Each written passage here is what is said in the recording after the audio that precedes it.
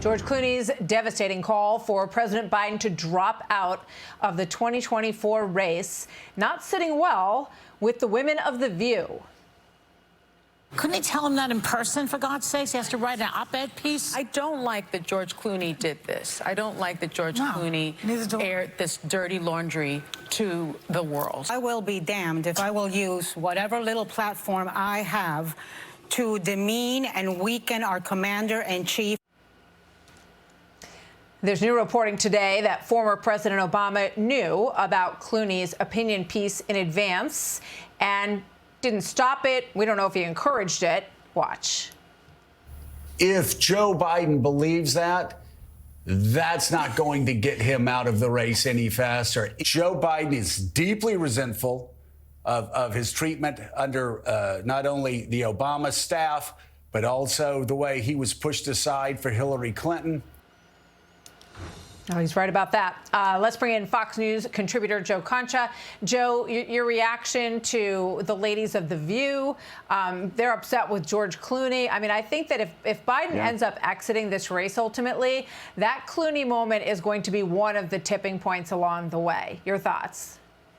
Oh, you're exactly right. If a senator like Senator Welch of Vermont says, I want the president out of the race, well, that doesn't really resonate with anybody because no one outside of Vermont knows who Welch is. People know who George Clooney is, however, so he is reaching voters that otherwise wouldn't really be paying too much attention to any of this. So you're right, tipping point. But as far as The View, Martha, the show's name is literally The View. It was created by Barbara Walters to present different viewpoints. And yet whatever version we're seeing now, it values dissent. Keep your mouth shut if it's critical of the president or Democrats in general. Free speech, what's that? And then in the same breath, they talk about the importance of saving democracy. I mean, remember, this is the same Joy Behar. She confessed to Bill Maher a couple of weeks ago on her own show that she is afraid to say anything about Biden because, quote, it may influence the people who are on the fence to vote the other way. I mean, she said this, and Maher replied correctly. That's how you lose all credibility, which is a word that you'll never hear when it comes to that program. That's for certain.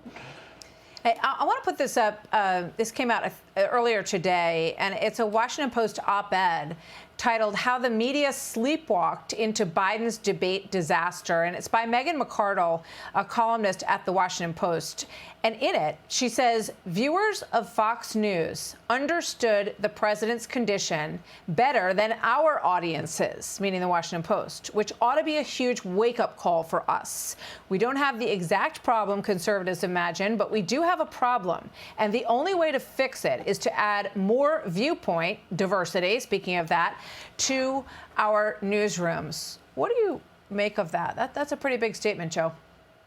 It's a huge statement. I don't think anybody's sleptwalked through this story that has existed, let's face it, for more than 4 years, because we at Fox and our viewers, we have three things that are pretty basic when you're a human being. That's eyesight, that's hearing, and that is sanity. So when you watched this president fall up the stairs of Air Force One, off his bike, on stage at graduation ceremonies, or when he talked about inheriting 9% inflation, or he once drove an 18-wheeler, or his uncle was once eaten by cannibals, or he was arrested during the civil rights movement, you know, at that point, we realized, okay, something's off here. And then obviously, whenever he was outside of a teleprompter, it was clean up on aisle 5, 17, 24. And then we saw what happened during the debate and the disaster that was because he didn't have notes and he didn't have a teleprompter anymore. So look, this press conference tonight, Martha, comes at the most critical moment of the Biden presidency. This is the whole ball game right now regarding his candidacy.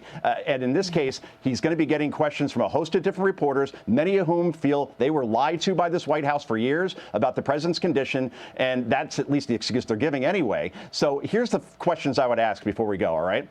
You've been seen by a doctor that treats Parkinson's on several occasions, sir. Do you have a neurological condition?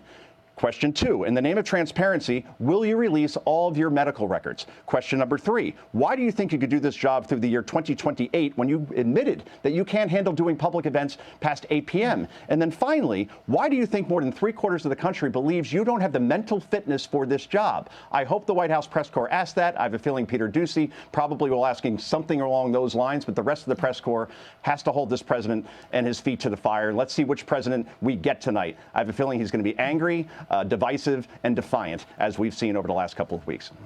Well, let's hope he gets an open range of questions and that there's plenty of time given to this evening and time for people to ask questions and him to answer them, because the American people deserve that at this really critical juncture.